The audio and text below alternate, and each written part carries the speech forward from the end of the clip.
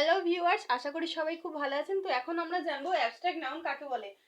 যে নাউন আমরা ছুঁতে পারি না, মানে যাকে ছোঁয়া যায় না, দেখা যায় না, যার গন্ধ পাওয়া যায় না, সেই রকমই একটা নাউন হলো অ্যাবস্ট্রাক্ট নাউন।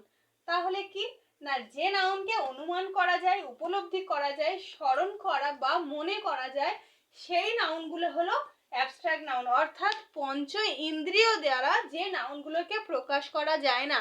যেমন অনেস্টি, এই যে সততা, সততা কি আমরা দেখতে পাবো না ছুঁতে পারবো?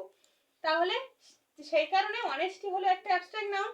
কাইন্ডনেস, দয়া, দয়া কি আমরা ছুঁতে পারবো না গুনতে পারবো না দেখতে পারবো? আমরা কোনোটাই পারবো না, তাই কাইন্ডনেসও একটা অ্যাবস্ট্রাক্ট নাউন। যেমন হ্যাপিনেস, হ্যাপিনেস ও খুশি, খুশিটাকে আমরা কি কাউকে দেখাতে পারবো যে আমি কতটা খুশি হয়েছি? বা কেউ কি ছুঁতে পারবে? পারবে না। তেমনই স্যাডনেস, হ্যাপিনেস, এগুলো সবই অ্যাবস্ট্রাক্ট নাউন, যেগুলো আমরা ছুঁতে পারি না।